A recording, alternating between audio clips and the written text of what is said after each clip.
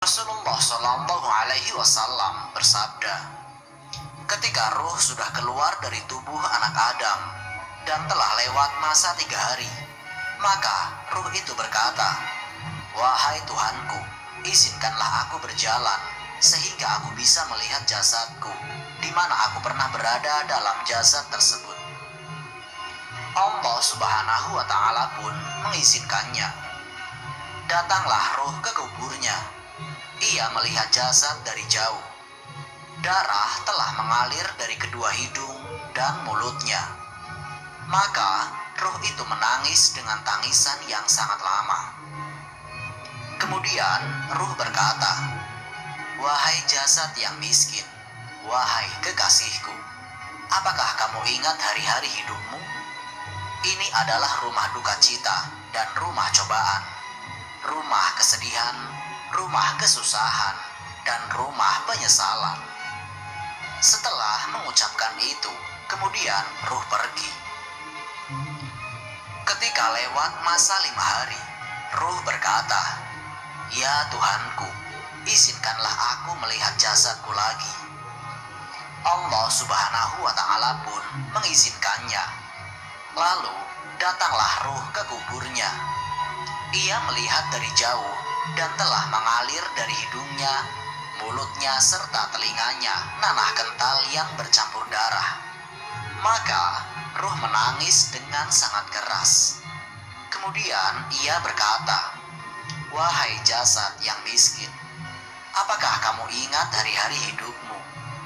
Ini adalah rumah kesedihan, rumah duka cita, rumahnya ulat dan kalajengking yang telah memakan dan merobek anggota tubuhmu." Setelah mengucapkan itu, ruh berlalu. Tatkala lewat masa 7 hari, ruh itu berkata, "Ya Tuhanku, izinkanlah aku untuk melihat jasadku." Allah Subhanahu wa Ta'ala pun mengizinkannya. Maka datanglah ruh ke kuburnya.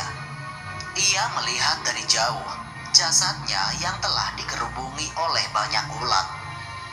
Melihat hal itu, ruh menangis dengan sangat keras seraya berkata, "Wahai tubuhku, apakah kamu ingat hari-harimu, di mana anak-anakmu, kaum kerabatmu, auratmu, saudara-saudaramu, teman dekatmu, sahabatmu, dan di mana tetanggamu, yaitu orang yang ridho bertetangga denganmu. Pada hari ini mereka menangis kepadaku dan kepadamu." Diriwayatkan oleh Abu Hurairah radhiyallahu anhu, ketika seorang mukmin meninggal dunia, maka ruhnya berputar-putar di sekitar rumahnya selama 1 bulan.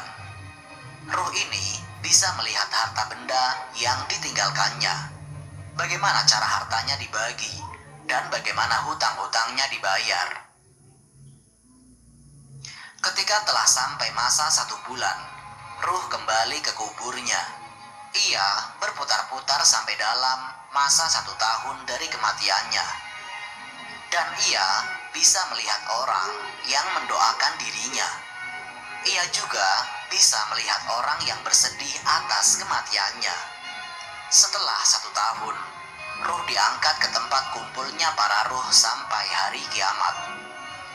Dalam hal ini, Allah Subhanahu wa Ta'ala berfirman, yang artinya, pada malam itu turun malaikat-malaikat dan malaikat Jibril dengan izin Tuhannya untuk mengatur segala urusan. Quran Surat Al-Qadr ayat 4.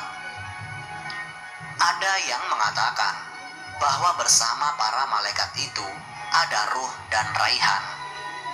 Juga ada yang mengatakan bahwa yang dimaksudkan dengan ruh pada ayat di atas adalah malaikat yang agung yang turun khusus melayani orang mukmin, sebagaimana firman Allah Ta'ala, yang artinya, pada hari ketika ruh dan para malaikat berdiri bersaf-saf, mereka tidak berkata-kata, kecuali siapa yang telah diberi izin kepadanya oleh Tuhan yang Maha Pemurah, dan ia mengucapkan kata yang benar.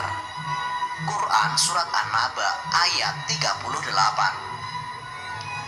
Ada yang mengatakan kata ruh dari ayat di atas adalah ruhnya Nabi Muhammad SAW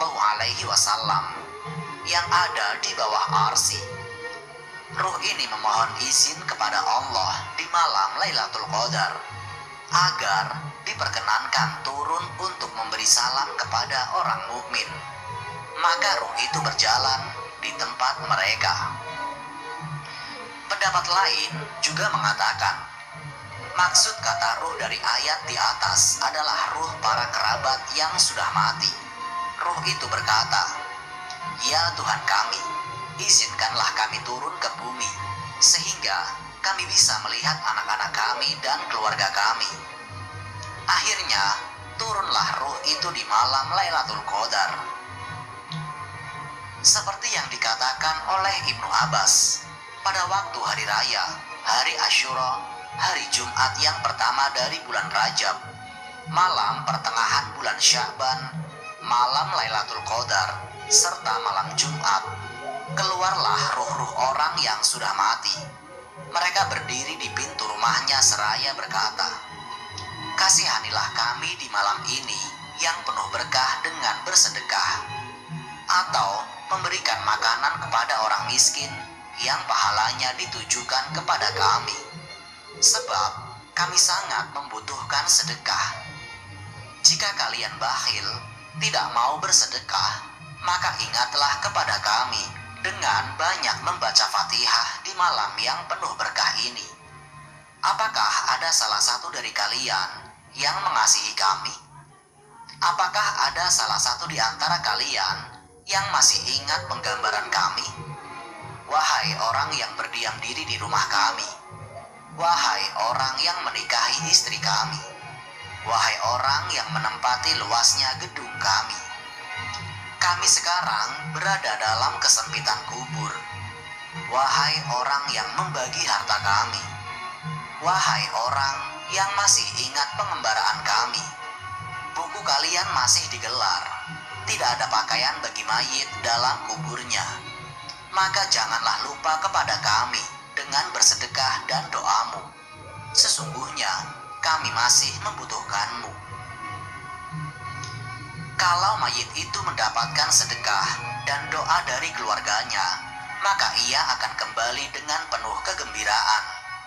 Sebaliknya, jika ia tidak mendapatkan sedekah atau doa dari keluarganya, maka ia akan kembali dengan bersedih hati, sepertinya telah putus hubungan dengan keluarganya.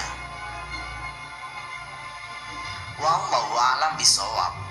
Semoga kisah ini dapat memberikan manfaat bagi kita semua. Jika kalian suka dengan channel ini, silahkan klik tombol subscribe untuk mendukung berbagi kisah sebagai salah satu channel yang memberikan informasi kisah-kisah Nabi dan sejarah Islam yang dapat kita teladani sebagai umat muslim. Akhirul kalam, wassalamualaikum warahmatullahi wabarakatuh.